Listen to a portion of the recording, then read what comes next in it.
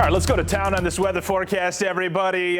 Maybe not go quite to town like last night when we had the storms around. In fact, yesterday I was here for 14 hours, ready for just an 8-hour workday, and that's what is in order with a quiet regime outside right now. We've got clear skies, or at least mostly clear skies, perhaps a couple clouds out there on the horizon, but they have been shrinking up and going away rapid fire over the past couple of hours. That'll carry through the overnight. No chance of any rain.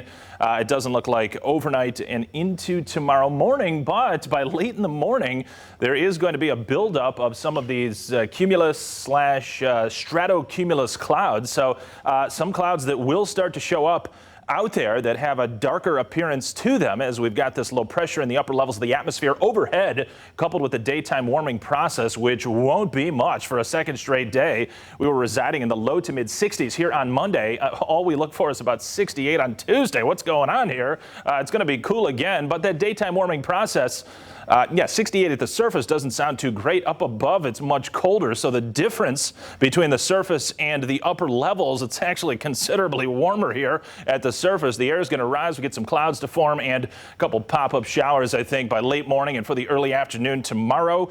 And focused I-96 and northward. Won't be widespread coverage, won't be heavy, won't be thunderstorms, but there can be some dampness out there in certain areas as we go through, as I say, about maybe 10, 11 o'clock in towards mid-afternoon. And then actually some drier air comes in. We should have good sunshine by late day. Any severe weather over towards the East Coast from here on out tonight. Take a look across the Midwest. Does get a little bit warmer the further west that you traverse and then head northward into western Canada. A tongue of considerably warmer air here into the lower 80s. Fairbanks, Alaska sitting at 72. Anchorage at 62. That's warmer than we are in Grand Rapids at the current time. So the ridge of high pressure over western North America, that means that the trough coming down over eastern North America, and that's where we reside.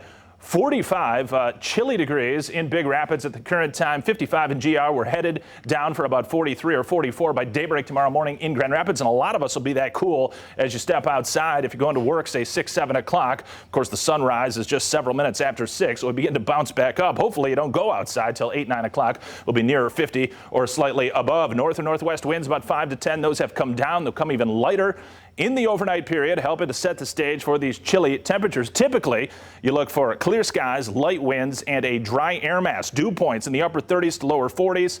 That trifecta of elements will be allowing for the mercury to dip down tonight. Now, this pop-up shower potential for tomorrow, going to look out for that. Nothing grand in scale here, folks. We're talking about a little pop-up shower north of I-96, late morning and afternoon. Same story on Wednesday, I believe, so can't rule that out for Wednesday, but not a big deal. Some warming returns thereafter on Thursday, back into the 80s, but only briefly because a new cold front arrives and crashes through on Friday.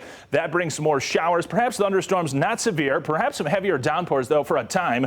And then over the weekend, 78's on board for Saturday and Sunday. Look at this trough of low pressure impacting eastern North America and the Great Lakes. Now, it does ease late week, so we get some warmer air to flood in on Thursday, back into the 80s. If you didn't know any better, you're going to think, well, we're back to summertime weather, but not necessarily, because some influence off of that trough across Canada is going to try to work back in over the weekend. It won't be as tough. It won't be as energetic, so we're not going to be as cool at that time. More like the upper 70s. It's going to be warm, but it's not going to be, heat around here through Saturday, Sunday, and Monday of next week. The overall theme, I think, through the next couple of weeks is for some of this hinting of this trough to be around. It's not to say we can't get warm back into the 80s at times, but I don't see anything really busting well into the 80s or 90s anytime soon around here. Future track model shows the clouds from earlier this evening shrinking up. Here we are about now. They're gone almost completely.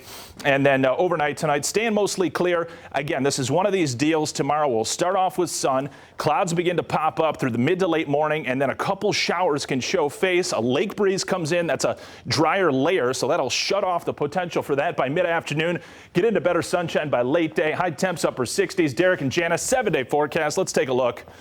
A little bit warmer on Thursday briefly, and then that cold front hits on Friday. That could be a soggy, gray, and rainy day before it does go a little bit drier over the weekend. Temps upper 70s. All right, Anthony, thank you for that. Independence Day, of course, less than 2 weeks.